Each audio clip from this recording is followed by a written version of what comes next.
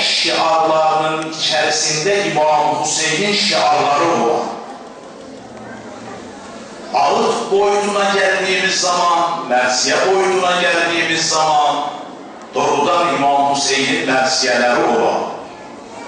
Ancak bu ikisinin üstünde olan ki Kerbela bunun içindir, Kerbela'daki inanç esasıdır. İman esasıdır. Kerbela bize gerçek imanın ve Allah'a bağlılığın, itikadın sağlam bir vilayet medarlığın, vilayete, risalete bağlılığın en açık ve en canlı göstergesidir, mekanıdır. Kur'an-ı Kerim'de geçen ayetlerden biri ki İmam Hüseyin selamullahi aleyh de onu kendisi çok okumuş. İnnellezîne qâlû rabbunallâh ثُمَّ اسْتَقَامُوا تَتَنَزَّلُ عَلَيْهِمُ الْمَلَائِكَةُ أَلَّا خَوْفٌ عَلَيْهِمْ وَلَا هُمْ يَحْزَنُونَ. Önce bir soru soracağım. Dünyada ne kadar Müslüman var? Hepiniz biliyorsunuz. Görüşte 2 milyara yakın Müslüman var. 1 milyar 700 milyon falan civarında diyorlar. Hepimiz bu Müslüman olarak, Allah'ın mesleğini koy kenara, İslam ehli olarak hepimiz Allah'ın birliğine, tekliğine, haklılığına inanıyoruz ya yok. Hepimiz bunu diyoruz. Peki ikinci sorun budur.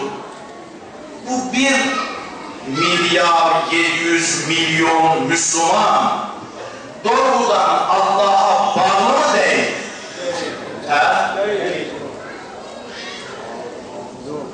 Bu ayet, okuduğum ayet böyle şunu diyor. İnnellezîne qâlû rabbunallâh. Onlar ki dediler Rabbimiz Allah'tır. Yani 1 milyar 700 Müslüman ki diyorlar Rabbimiz Allah'tır. Bu söz ne zaman anlamlıdır, manalıdır, doğrudur? Sümmesselam. Bu sözde sabit olar. Payidar olar. Yani ne demek sabit olar? Yani hayatlarının her şeyinde Allah'a bağlı olarlar. Yemekleri, içmekleri, ticaretleri, konuşmaları, münasebetleri, siyasetleri, her şeyi Allah'a bağlıysa bunların bu sözünün manası var. Bu noktada Kerbela'nın bize verdiği en önemli mesajlardan biri şudur. Gerçek Müslüman o insandır ki hedefinde sabit olan, payidar olan, ikide bir sağa sola sapmaya, kaymaya, böyle olan bir insan gerçek Müslüman olabilir mi? Kur'an diyor olamaz. Hatta Kur'an-ı Kerim'de ayet var. Amene sümme kefere, sümme amene sümme kefere. Yer Allah haksa, sonra diyor yok Allah bu kenara haşa. Sonra yeniden diyor tövbe Allah haksa. Kur'an diyor sonra yeniden diyor ki sümme kefere. Demek ki bir insan hani bazen diyor ya iman dediğin kelime-i şehadettir. Getirdin artık iman kalpten çıkmaz. Böyle değil. Allah diyor gerçek iman odur ki dildeki olan söylemi yaşam ve eylem tasdik eder. Amelleri ortaya koyar. Kerbela bunu açıkça bize ispat etmiştir. İmam Hüseyin'in cephesinde olanlar ya Allah diyordu demiyordu. Diyor. Hatta Yezid'in cephesinde olanlar da ya Allah diyordu mu demiyordu mu? Peki bunun her ikisi şu an sorsak Müslüman mı? Böyle bir Müslümanlık olamaz. Böyle bir Müslümanlık olamaz. Onun için bu ayet-i kerimenin bize getirdiği söz önce hedefimizi belirleyin. Hedefli bir toplum oldu. Hedefli bir toplum her zaman Allah'la beraber yürüyen bir iman esasında. O ki globalisti, materyalisti, bilmem ne isti, o kendi islerinde devam ediyor. Ben bir Müslüman olarak, bir mümin olarak, bir müvehhid olarak, Allah'ın birliğine ve tekliğine inanan bir kişi olarak ben kendime sormalıyım. Acaba ben hedefimdeyim mi, değil miyim? Hedef koymamız. Kerbela bize hedefliler ve hedefsizleri, Allah sözünde sabit olanlarla yalan diyenleri anlatmaktadır. Onun için Kerbela'yı neden bu kadar önemsiyoruz, önemsememiz gerekiyor? Ben Müslümanım demekle bu işler olmuyor, bitmiyor. Müslüman demek, ben ya Allah diyorum, o zaman Allah'ın kanunları benim için kanun olmalıdır. Helalları helal olmalıdır. Haramları haram olmalıdır. Allah'ı her şeyin üstünde görmeliye. Ele böyle değil ki ufak bir şeyde Allah'ı satan, haşa, sümme haşa, Allah'ı satmak olan, ve bu 1.700.000.000 Müslüman eğer Allah'ı haşa bu anlamda diyorum, satmıyorsa, ya Rab demişlerse, ya Allah demişlerse, ben neden bu Müslümanlar bütün bu gavurlara esir değil? Neden yer altı, yer üstü bütün zenginliklerini süper güçler olan Amerika'sı, Fransa'sı, İngiltere'si yağmalayıp götürüyor? Neden bütün bizim insanlarımız onların çizdiği siyaset noktasında muhasebede kalmış? Eğer Müslüman isek. Budur ki demek inancımızda, bizim inancımızda sıkıntı var, sorun var ve insan gerek doğrudan dediği sözün arkasında olan Kur'an-ı Kerim'de bir ayet-i kerime okuyacağım. Bir şanslıydı Mekke'de Hz. Peygamberimizin Mekke döneminde Peygamberimize karşı hiç durmadan sevgi ve saygı gösteriyor.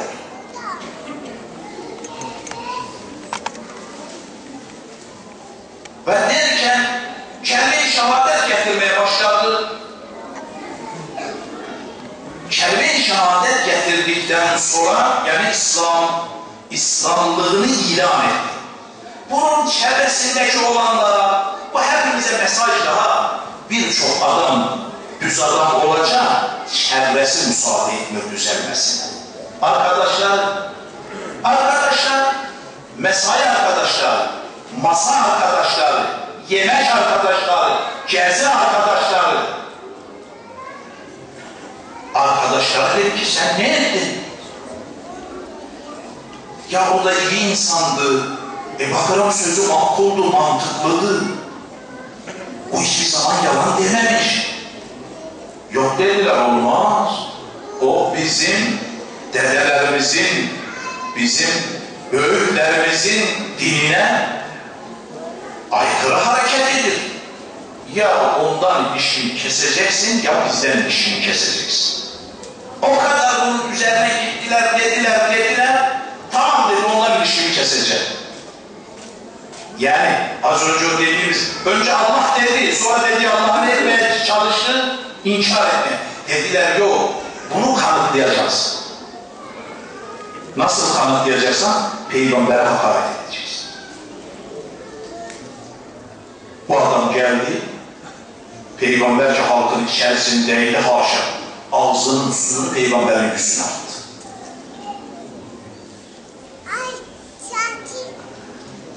Bu ayet bu şahsın hakkında inmiş. يَوْمَ يَعَضُّ الظَّالِمُ عَلَى يَدَيْهِ يَقُولُ يَا لَيْتَنِي اتَّخَذْتُ مَعَ الرَّسُولِ سَبِيلًا.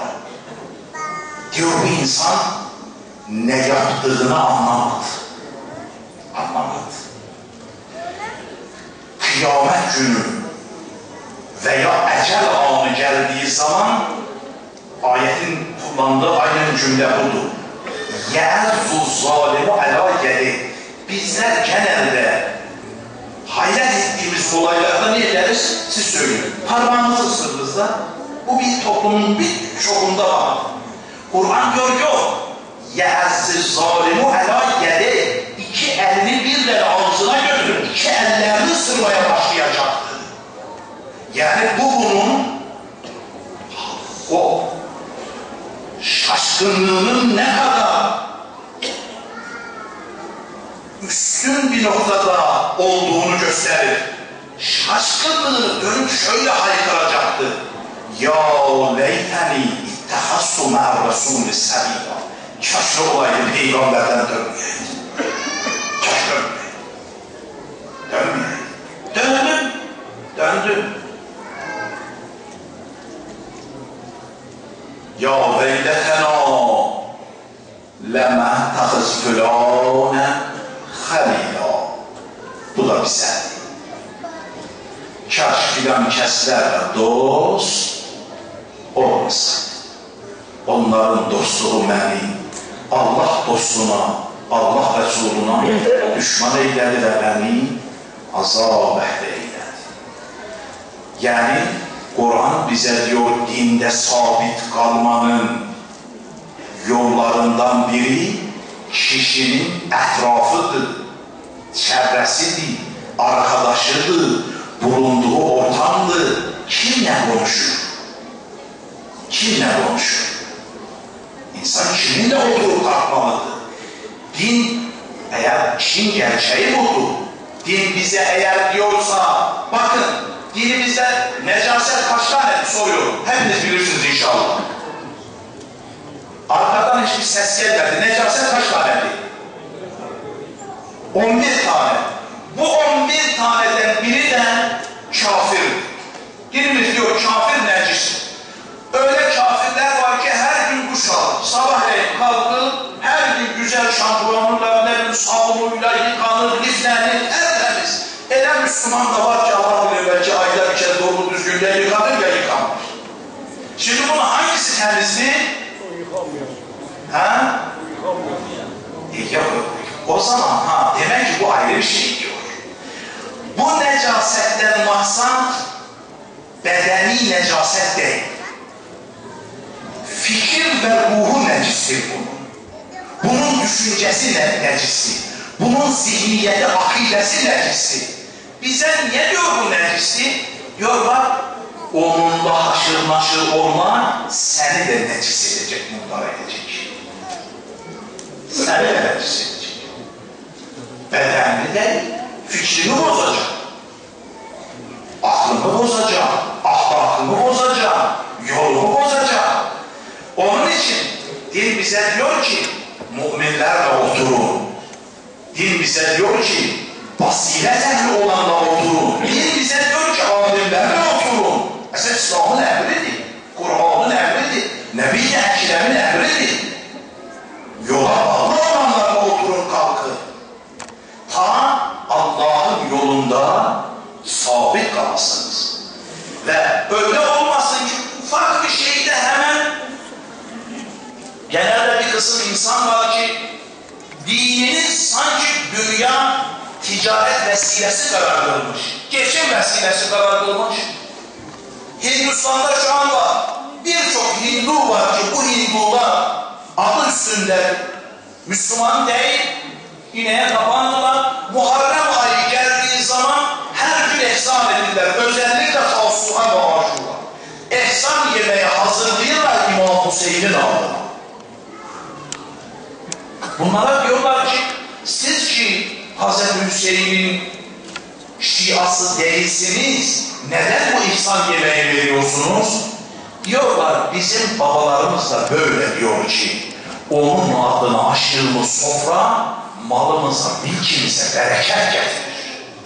Biz onun sofrasıyla malımızın, mülkümüzün bereketlenmesini istiyoruz. Ama bu tabi dünyevi olarak bir yerde yeri var. Ama hedefli bir insan, hedefini bilen bir insan eğer muamelesi buysa kendisini aldatmış. Kendisini aldatmış. İnsan Ehl-i Beyt'in eteğinden tutmalıdır. Niçin? Allah'a gitmek için. Ebedi saadeti kazanmak için en azından Peygamberimizin sözüdür. Millət ki, bu bədənlərimiz çox pahalıdır. En az karşılığı ne olmalıdır? Siz söyleyin. Cennet olmalıdır. Peki bu bedenin en az karşılığı cennet olacaksa biz kiminle muafiyet zihniyetinde olan, yani dünyaya tapan ve dünyayı hedefleyen bu tip karakterde olan insanlarla yürümekle birlikte insan bu hedefe ulaşabilir, yoksa Allah dostlarıyla insan bu hedefe ulaşabilir. Odur ki, hədəfdə sabit qalmaq, hədəfə yürümək, hədəfin öndərləri ilə mümkündür. Mən istəyirəm, ya Allah sözündə sabit qalan. Ya Allah sözündə sabit qalman bağlıdır Peyğəmbərə bağlı qalmağa, bağlıdır Ali-i Murtezaya bağlı qalmağa, bağlıdır İmam-ı Həsənə bağlı qalmağa, bağlıdır İmam Hüseynə bağlı qalmağa. Buna bağlı qalmadığın zaman bu bədənin bədəl cənnət olmayacaq. Bu beden yeri cehennem olacak. İmam-ı Sadık selamullahi aleyh bir ticaret kervanındaydı. Diyorlar bu ticaret gafilesi, zenginlerin de gafilesiydi. Ticaret insanlarıydı, tacirleriydi, iş adamlarıydı. Bir yerde haberdar oldular ki bir kısım eşkıya bunların önünü kesecek. İmam Sadık selamullahi aleyh de içerilerindedir diye İmam Sadık'a rica ettiler ki bizim bir kısım değerli eşyamız var veya paramız var, pulumuz var ama bunları sana emanet etmek istiyor. İmam ne diyor? Bana niye emanet ediyorsunuz? Döndü dediler ki gizleyelim o zaman. İmam buyurdu gizleyin ama bu elinizdeki değerli eşyaları gizlemenin size bir zararı çatacak, bir zarar diyecekti. Peki dediler ne edelim? Ne edelim? İmam dedi gelin Allah'la muamele edin. Allah'la muamele edin. Dediler nasıl Allah'la muamele edelim? İmam buyurdu ki bu elimizdeki servetin muamelesini böyle yapın. Deyin ki Rabbim bizi bu eşkıyanın elinden kurtar, servetimizin 1/3'ünü senin yolunda vereceğiz. Dediler, olsun Yevne Resulullah bu dediğini yapacağız. Hepsi muamele etti Allah. Ve hala o günüydü mü, ertesi günüydü mü bilmem, bu gafilenin önü kesildi. Eşkıya kesildi. Kestiler. Gafilede kim var, kim yok sordular. Dediler İmam-ı Sadık selamullahi aleyh burada. Geçtiler sıraya İmam-ı Sadık'ın elini eteğini öpmeye. Hemen eşkıya. Döndü dediler ki Yevne Resulullah, Allahu Ekber. Biz gece rüyada gördük ki Peygamber rüyamıza geldi. Dedi karşılaşacağınız o gafilede benim oğlum var. Onun ihtiramını koruyun, o gafileye zarar vermeyin.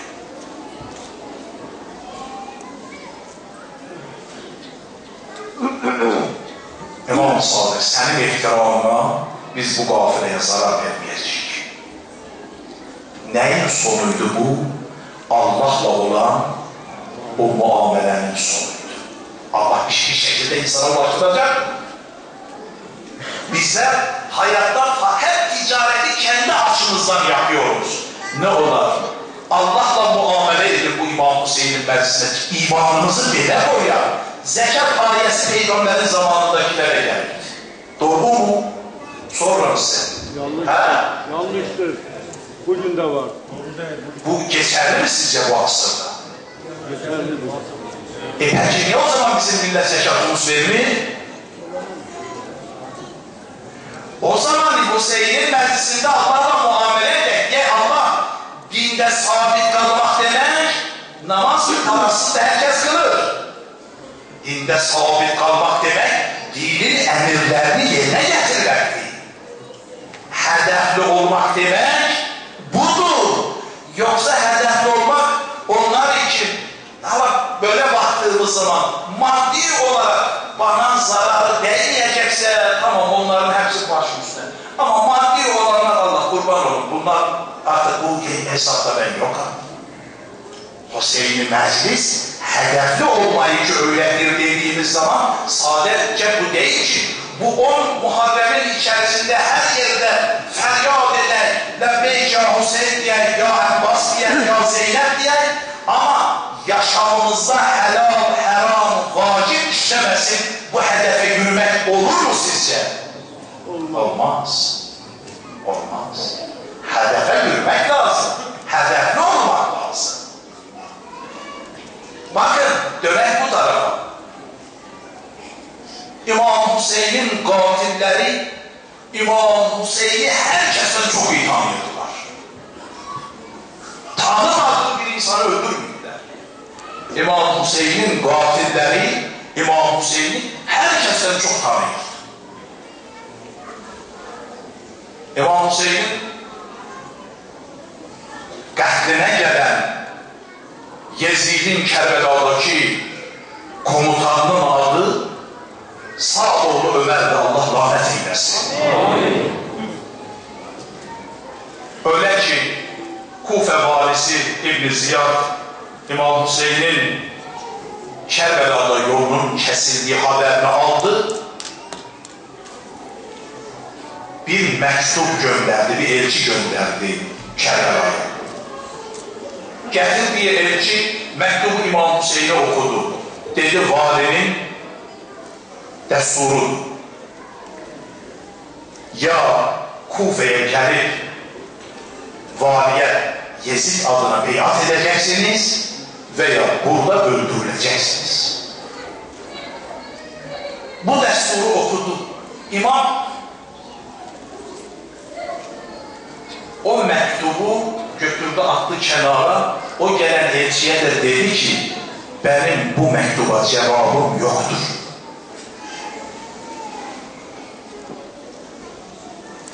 Elçi geldi Kufe'ye. İbn Ziyad yani vali düşündü ki bu işi kime verir? Sa'd'ın oğlu Ömer'i çağırdı. Ömer Sa'd, Ömer İbn Sa'd dedi. Sa'd Peygamberimizin sahabelerinden. Sa'd ibn Abi Vakkas. Ömer dedi, sen Tahran'ın birçoğunuz gitmiştiniz. Tahran'ın yakınında o gün ziraatıyla, verimiyle ün yapan Rey şehrinin valiliğini çok istiyorsun, arzu ediyorsun. Ama o valiliğe ulaşman bir şarta bağlıdır. Ali'nin oğlu şu an Kerbela'da durdurulmuş. Onun işini bitirdiğin zaman 10 yıl rehin valisisin sen. Ne diyorsun buna? İzin istedi. Dedi bir gün düşünün. Kendi yakınlarını bir kısmını topladı. Dedi vali böyle bir teklif getirmiş bana. Vali olacağım. O da geliri çok olan bir bölgenin valisi olacağım. Ne diyorsunuz? Bir yeğeni var idi, bacısının oğlu. Kalktı dedi, Ömer İsa nasıl böyle bir şey sen düşünebilirsin? Bilmiyor musun Hazreti Hüseyin şimdi? O peygamberin oğludur. O Hazreti Zehra'nın oğludur. Onu öldürenin yeri ebedi cehennemdir. Bunu nasıl yapabilirsin? Aslında bizimle nasıl bunu sen istişare edebilirsin? Dedi, ha doğrudur, ben de aynı senin gibi düşünüyorum. Bu teklif yanlış bir teklifi bana etmişler. Akrabaları kınadı. Melamet etti. Ömer Sa'd geldi. Gece iblis boş şey. Düşündü. Dedi ki hani bizler diyorlar ya tövbenin kapısı her zaman açıktır. Yani ben giderim Kerbela'da bu işi hallederim. Hazreti Hüseyin'i öldürürüm. Valilik makamına giderim. 2 yıl sonra da tövbe ederim. Her ki Allah tövbe kapısını açık bırakmış. Bu hayallerle kalktı sabahleyin kararını verdi ve geldi. Ama 4000 bazı tarihlerde diyorlar 6000 kişilik bir orduyla Kerbela'ya yürüdü. 3 Muharrem veya 4 Muharrem idi. İmam Hüseyin'in yolu 2 Muharrem'de kesildi, 2 Muharrem'de Kerbela'ya indi. Bunun oraya gelişi ya 3 Muharrem olup veya 4 Muharrem. Geldi. İmam Hüseyin'e haber geldi ki böyle. İmam Hüseyin'le de akrabalığı var. Hemen bu adam. Abdülmenaf, Peygamberimizin 3. dedesi, bu dedesiyle Abdülmenaf'ın bunun babası, Abdülmenaf'ın 3. torunudur bunun babası. Bakın. Gör bu dünyanın kötü bir şeymiş. Doğrudan bu makam, bu koltuğu, adamın dinini de ayak altına, adamın dinini de satar, akrabasını da satar, affımıza sığınan namusunu da satar, her şeyi satar. Burayı bir Huzeyr, o büyük şehitlerden, imamdan izin istedi ki ben Ömer'le bir konuşurum. İmam buyurdu ki konuş. Geldi dedi, içeri girdi, çadıra girdi. Geçti kenarda oturdu. Ömer sağ döndü dedi ki neden selam vermedin? Ben Müslüman değil miyim? Bunu konuşuruk ha. Allah diye herkes Müslüman mı?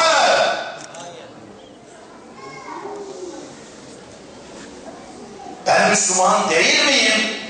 Dedi sen Müslüman olsaydın Peygamberin kızını, gelinini, çoluk çocuğunu bu çölde muhasebe etmezdin. Müslüman olsaydın bunu yapmazdın. Sen dedi doğrudan İmam Hüseyin'le savaşacak mısın? Döndü dedi ki ama dedi o tarafta da valilik var. O tarafta da valilik var dedi. Ben savaşmasam da başkası savaşacak.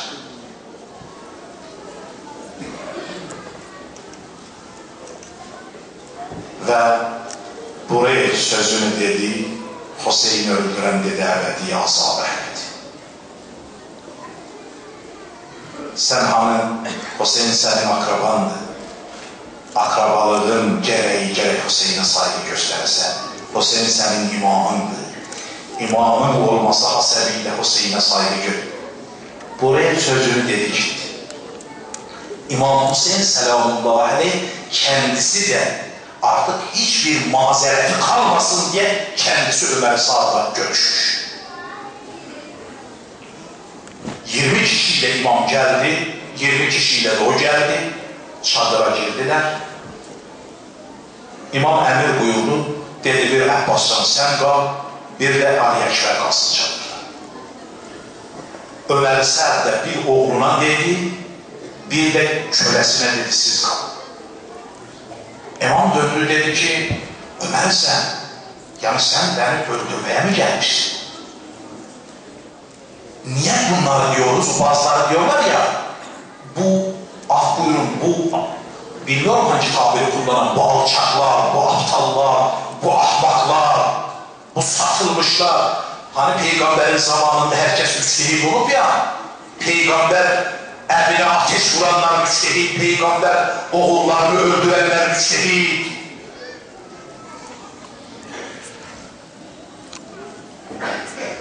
İmam döndü dedi ki sen beni öldürecek misin? Senin dinin yok mu? Sen tanımıyor musun ben peygamberin oğluyum? Kur'an'da Allah beni nasıl tanıtmış? Peygamber beni nasıl bu aleme ilan etmiş? Döndü dedi ki ne edeyim? Mecbur kaldım. İmam buyurdu ki bırak git. Niye mecbur kalasın? Gel benim yanıma, geç benim cepheme. Dedi geçten elimi yıkarlar. İmam buyurdu ki ben en iyi eli senin için hazırlatıp vereceğim. Çoluk çocuk için. Yok dedi filan çiftliğimi yakarlar. Mesela bunlar konuşulan şeylerdi. İmam buyurdu ki filan çiftliği ki değeri en yüksek Hicaz bölgesinde o çiftliği yapıp sana verilecek. Döndü dedi ki artık çoluk çocuğundan ben korkuyorum. Burada imam sözü bitirdi. Ayağa kalktı bir cümle dedi İmam Hüseyin. Dedi o düşündüğün Rey şehrinin bir tek buğdasını yemeyeceksin. O da imama alay ederek bir cümle dedi. Bu işler böyle daha. İnsan biraz kendisini kaybetti, artık da bütün günahların yolunu çıkar. Döndü dedi de şehiri kifaya, ben de arkasından gel. Ben de arkasından gel. Bunu ben aslında tarih anlatmak istemiyorum. Bunu bir örnek olarak anlattım şunun için.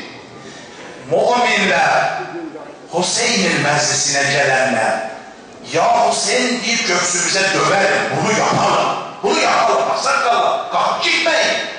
Herkes ayağa kalkanda Allame Behrul Ulum diyor ki, ulema ile beraber desteleri karşılamaya gittik. Allame Behrul Ulum anladı. Şia'nın bu büyük Hüseyin'i.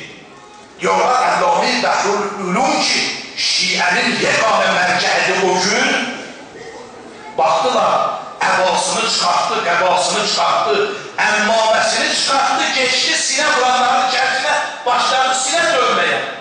Herkes şaşırdı.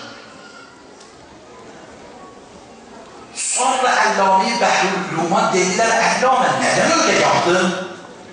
Vallahi diyelim ben baktım gördüm ki İmam-ı Zaman o sine vuranların içerisinde başı açık, ayağı yalın geldik. Salavat! Allahümme salli ala Muhammed ve ali Muhammed. Tutanmadı gözümü. Mevlana doğrulukta o an yürüyemedi. Bu bir ayrı bir avrefiydi. Allah o mutahhar ruhunu hepimize duacı karar kılsın. Sine vuralım. Bu Hüseyin'in duygusunu yaşayalım. Vallahi bazen siz de haliyle düşünürsünüz. Ben öz-özüme düşünenden birim Allah. Bu Kerbela nasıl bir şey? Acaba bunu biz yani anlayıp Kerbela'yı, Hüseyin'i olabilecek mi ya yok mu? Kendi adına kendi yok sorumluluğuna bazı. O ki ya Allah innellezine kâlû Rabbunallah sommestegâmu. Onlar ki dediler Rabbimiz Allah'tır, bütün melekler onların hizmetçisidir. Onların ne dünya kederi var idi, sorunu sıkıntısı var idi, ne de bir korkuları var idi. Onlar ölüme, doğrudan bu dünyaya meydan okudular. Onlar buyurdular. Kerbela buyurdu. Bütün yalan Hüseyin böyleydi. Doğrusu bir kalma. Ama o cephe ki Yezid'in tarafıdır. Cephe ki bakın Hüseyin'in katilleri İmam Hüseyin'i çok iyi tanıyor.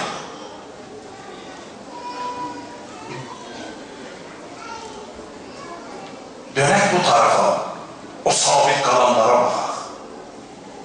Derler Kerbela'da İmam Hüseyin'in cephesi 7 farklı gruptan müteşekkildi. Zaman yoktu ben o 7 grubu geniş olarak burada anlatan kendi yerinde ancak İmam Sa'leviye diye bilinen bir menzil var yol güzergahında. Çünkü oradan Kerbela'ya artık 2 gün yol kalmış Sa'leviye'de. Sa'leviye'ye geldi, baktı ki eski bir çadırdı. İmam orada indi atından, çadıra ilerledi, çadır sahibi baktı, yaşlı bir hanımdı. Selam verdi imam, halına hatırını sordu. Çadırın dedi sahibi, dedi çadırın sahibi oğlumdu. Adı da Behef'ti. Hayvanlarımızı otlatmaya götürmüş dışarıya. İmam buyurdu ki, burada geçiminiz nasıldı? Vallahi dedi biraz biz göçebe hayatı yaşıyoruz. Öyle bu çölden o çölden diğer bir çöle, burada biraz su sıkıntımız var. İmam bu sözün üzerine geldi, çadırın yanındaki bir taşı kaldırdı, o taşın altın gazlı su çıkmaya başladı. Dedi su sıkıntınızı buradan gidersiniz. O hanım baktı, Allahu Ekber, bu normal bir insan değil. Kurban olun dedi, siz kimsiniz? Peygamber misiniz? Dedi yok ben Hatemul Enbiya Muhammed Mustafa'nın varisiyəm.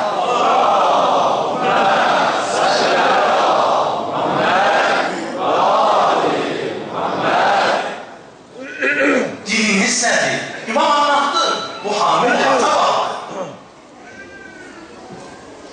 İmam anlattı. Bu imama hayran qaldı. Dedi, oğlum gələndə mənim səlamımı getir. De ki, son peygambərin vasisi zulüm diktatorluğuna qarşı bir qiyam etmiş. Səni də kendi cəbhəsinə davet edir, kendi cəbhəsində görmək istiyor. Mesajını ilə. Və həm birkaç saat geçmemişti geldi. Baktı Allah-u Ekber çadırın yanında bir su akıp. Ana dedi, bu ne mucize, bu ne hikmet, bu ne keramet. Oğul dedi, buradan belə bir vəli geçir. Onun mucizesidir. Oğul dedi, böyle bir mesajı var. Bu koştu diye İmam Hüseyin'in peşice koştu. Geldi İmam Hüseyin'e, İmam Hüseyin'le konuştu, İmam anlattı yolunu, hedefini. Koştu geldi geriye. Geldi bu eski çadırlarını söktüler. Hayvanlara ne varsa kalktı geldiler İmam Hüseyin'e çattılar yolda. Bu kafilerin bir bireyi oldular. Ve o günkü imam bunu davet etti. Bakın Kerbela'ya dedim kaç gün kalmıştı? 2 gün. Ve 2 günlük de yeni damadıydı, yeni evlenmiş. Yeni evlenmiş. Bu gelin Hamiye, ismi Hamiye'di. Ruhu şad olsun. O 72 şehidin içinde biri de buldu. Çok ilginç.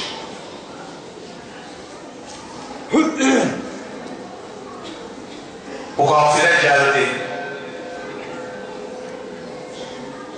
Sesten oynan. Bu gafile geldi. Tarihi boyutu çok genişti, tümünü yazdı, çok istəyirdi. Böyle ben okuduğunuz için yaptım. Size de çok anlatmak istiyorum ama çünkü uzundu diye özetini anlatacağım. Bunlar İmam Hüseyin'e geldiler Kerbela'ya. Günler geçti ve her çadırını şeref yerinde kurdu. Çadırını Hazreti Abbas'la İmam Hüseyin'in çadırının yanında kurdu. Düşünürdü ki, ben İmam Hüseyin'le beraber. Aşura günü oldu, cihat başladı, mücadele başladı. 2 haftalık Müslümanlığı da hele 2 haftada tam dolmuyor.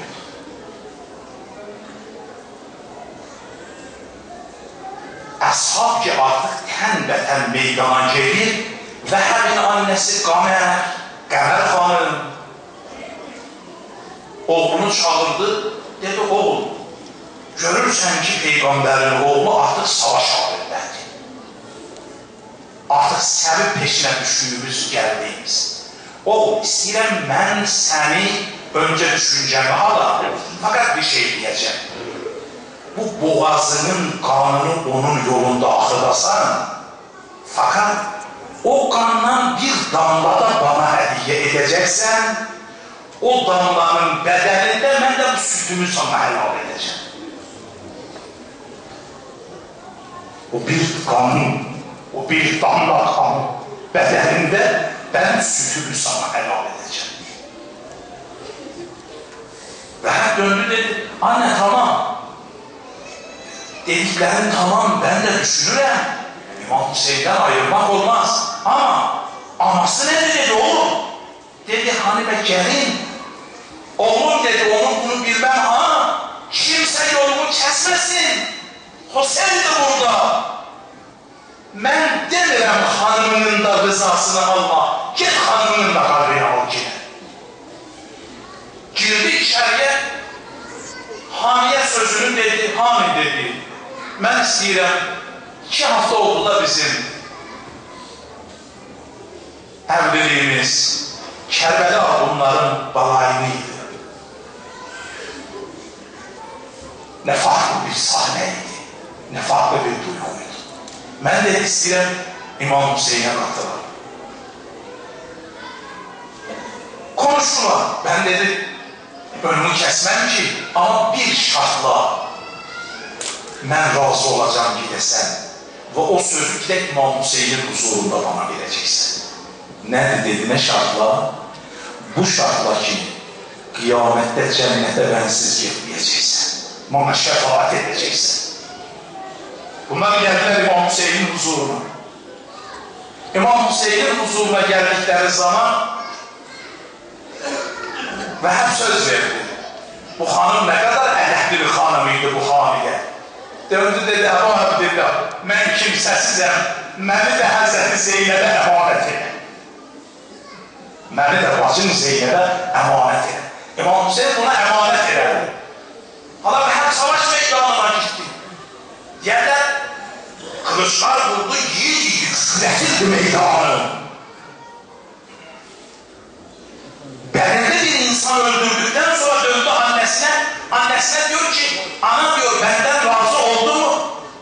Oğul dedi, Vəhəb, hangi rızadan bahsedirsen? Kanın akmadıkça, başın kesilmedikçe benim rızam olmayacak. Allahu Ekber, bu ne biçim imanıymış, bu ne sadakatiymiş, bu ne aşkıymış, bu ne insanıymış. Vəhəb geldi, savaştı, düştüğü an öylece feryat etti. Bunun feryadına ilk hamle eden kendi eşi haniye oldu. Çadırın diğerler süturunu aldı boş. İmam diyor, o orduyu ki dağıdırdı, bu Vəhəbin mən bu şehadet sahnesini okuduğum zaman kurban olun, bir manada sonuçta değiller aynı Həzrəti Abbasçinin bunun da önce kolları getirdi. Bunun da kolları getirdi. Sonunda diyor, dişiyle da difa etmek isterdi. Hanımı geldi diyor, sütunuyla ki düşmana saldıran, imam buyurdu ki, cihat size haramdır, girmeyin bu meydana. İmamı dinlendi. Ama geldi diyor, Vəhəbin başını ki aldı kucağına, bunun başına vurdukları darbeyle bunu da orada şehit ettiler. Hamiye de orada şehit ettiler. Ne oldu? Ömer sen çok kızmış, çok öfkelenmiş. Dedi onun başını kesin atın çadırına. Bunun başını kestiler. Getirdiler, attılar annesinin çadırının önüne. Qəmər xanım, doğrudan sen Hüseyin de berabersin. Sen Həzrəti Zeynəb de berabersin. Neynədi Qəmər xanım? Aldı Vəhəbin başını, öptü, okladı, sonra düşmana müdahale etti. Götü attı meydana. Ben dedi bunu vermişim Hüseyin'in yolunda, geri almayacağım. Geri almayacağım. Özü istedi bu meydana ayrıca cihada gelip İmam müsaade etmedi. Hüseyin'i olmak, Hüseyin'in cəbhəsində olanlar, bu ki hədəfli olublar, kısa zaman olub, dünyayı bırak, hanımı koydu kenara, yaşamı bıraktı, hepsini bıraktı, tümü böyleydi. Hədəfdən vazgeçmediler. Allah dediler. Ve doğrudan ikrahla değil, farklı bir istekle can verdiler. Farklı bir istekle can verdiler. Tasu'a gecəsidir bu gece. Bütün şiələrin doğrudan qara giyib, qan ağladığı gecədir. İmam-ı Zamanla beraber ağlar qaldıqları gecədir. Peyğəmbərlə beraber ağladıqları gecədir. Əhl-i Beytlə beraber ağladıqları gecədir. O istekle can verenlerden biri, o gençlerden biri İmam Həsənin oğlu Qasım'dır. İki cümle ondan değil, sözü bırakacağım değerli sevgilimiz.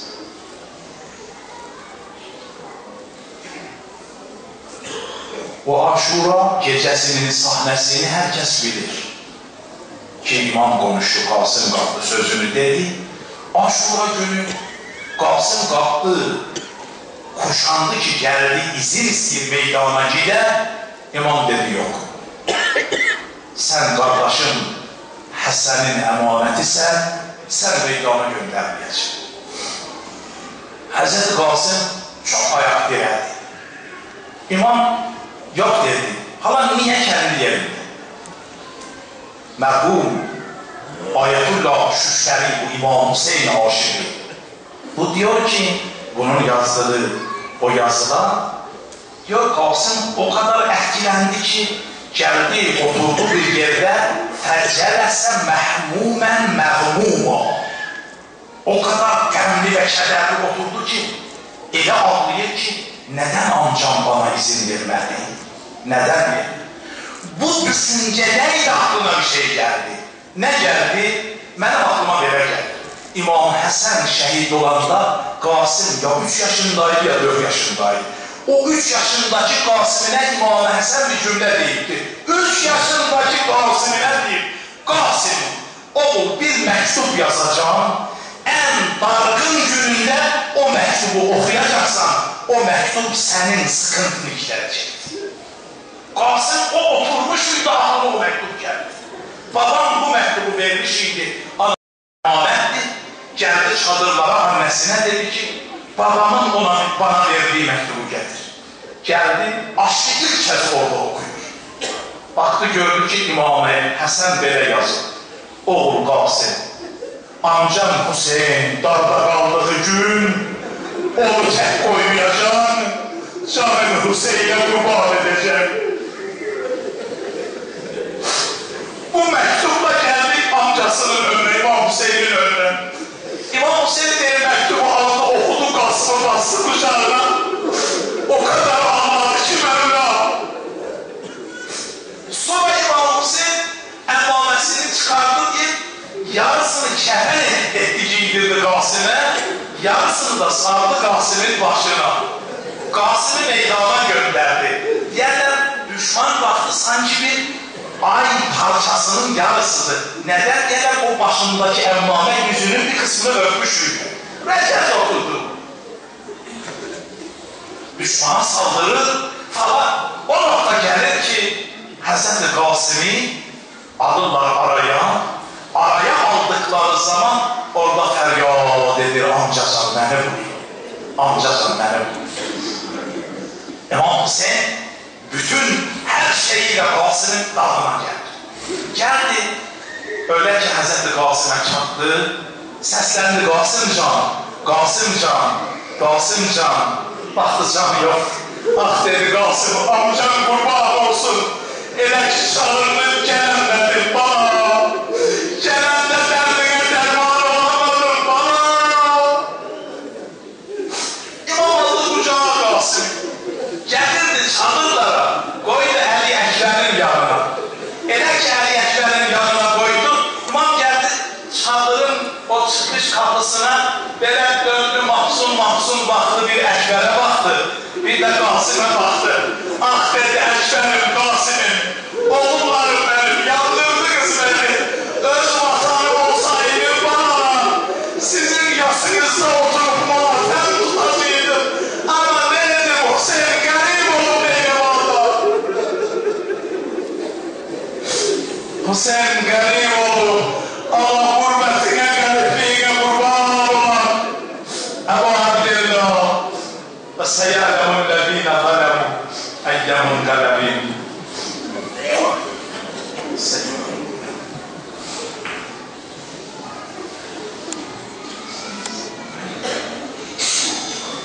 Selamun aleyküm ya Abdillah. Selamun aleyküm ya aziz el-Zehra. Ve ala ceddike ve abike ve ummike ve ahike ve benike ve şeyatik. Havle haremike şeriful mustagfirine zerbalike ya Ebu Abdillah. Şeyh Həsən ağam Həzrəti Qasımanıya işarə elədi. İmam Sadiq ağa deyir, hər kim bir yetim bağlı arasa Allah onun əməl dəftərinə 10 dənə gözəl həsənə yazar. 10 dənə gözəl həsənə. Özdə Şeyh Həsən ağa Həzrəti Qasımın mərsiyəsi çox az oxunan mərsiyədir. Hər yerdə gəlişi az oxunar Qasımın qəmi, çatmaz onun qəminə, amma heç kimin qəmi. Səsi aldı.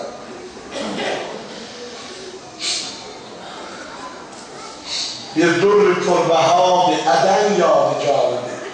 Damad-ı Hüseyin, Həsən yadigarıdır.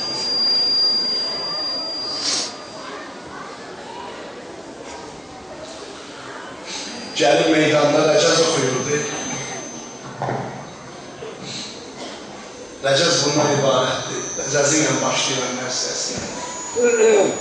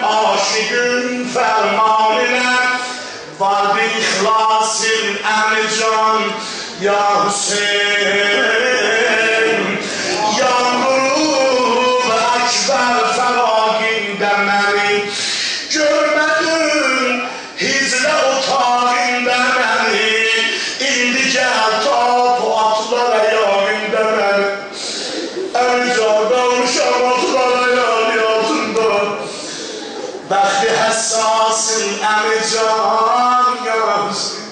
İmam Şeyh Ağa'nın bir kızı Fatime ile Cenab-ı Kasım Ağa nişanlı idi.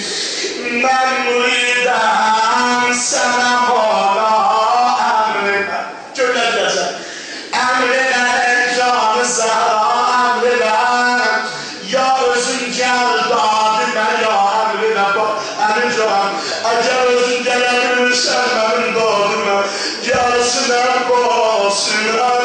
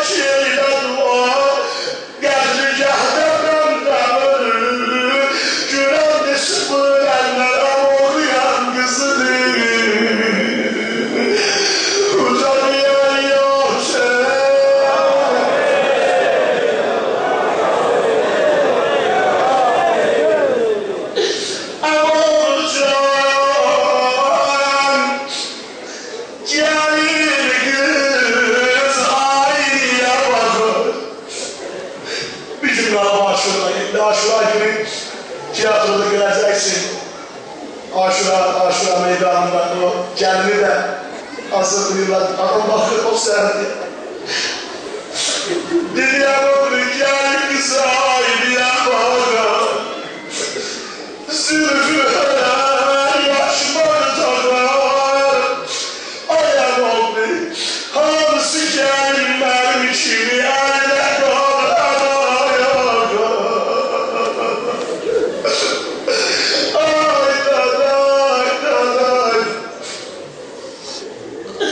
Mersi edebiyatında şairlerden biri bu beyti yazdı.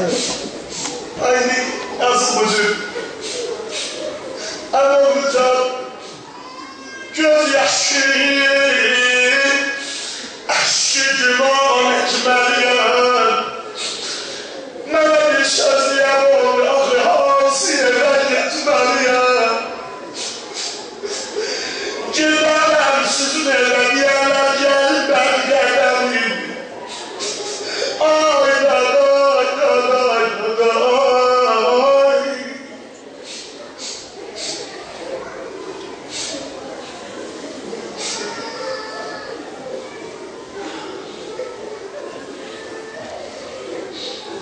Ala rahmetullahi alel kavmi zalimin. فَاسْتَعْلَمُ الَّذِينَ الظَّلَمُوا أَيَّ مُنْقَلَبٍ يَنْقَلِبُونَ. Mən girməliyəm yenə digər camidə var orada oxuyurlar. Allah göz yaşımızı qəbul eləsin. Allah məclisi cənab-ı qalsın araya xatirə qəbul eləsin. Allah'ın iltiması dua vardır. İnşallah herkes Anka Sina vurmağa Allah'ın izniyle. Kardeşlerimle Sina okuyacaklar inşallah. Değerli hocamızın, anamızın, abimizin, benimle herkes sizden ricasıdır ki valla bu meclisi geldim bilimler, dersleri geldikten işin yoksa derler, size de iştirak eder. Allah sizden razı olsun. Allah Teala senin adını İmam Hüseyin Ağa'nın defterinde yazsın inşallah. Hüseyin Vay'la ben başlayalım. Diğer yaşasın arkadaşlar. Hüseyin Vay, Hüseyin Vay. Hüseyin Vay,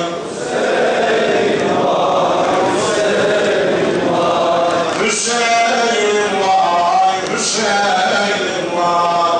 Hüseyin Vay, Hüseyin Vay. Hüseyin Vay, Hüseyin Vay. Uzadı.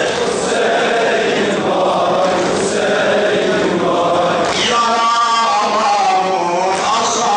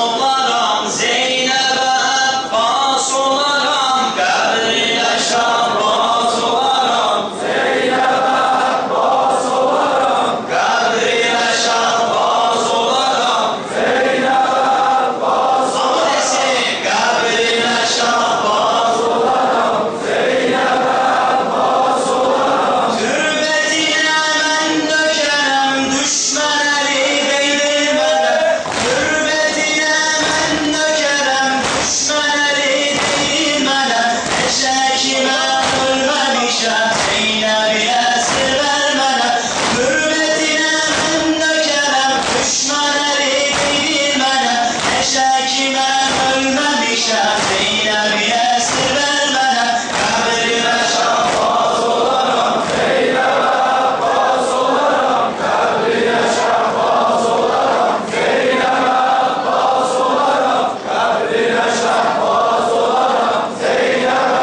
Abbas olaram. Kərbəla görən xanım əsalətə qoyan, Kərbəla görən xanım əsalətə qoyan xanım, getdi qardaşım bu dinə, teşnə qurban verən xanım, Kərbəla görən xanım əsalətə qoyan xanım, getdi qardaşım bu dinə, teşnə qurban verən xanım, qəbrimə şahbaz olaram, Zeynəbə Abbas olaram, qəbrinə şahbaz olaram, Zeynəbə Abbas olaram, qəbrinə şahbaz olaram, Zeynəbə Abbas olaram. Ələmi ələmdar ilə dilimdə ləbbeyk, ələmi ələmdar ilə dilimdə ləbbeyk ilə, şəcaəti əkbər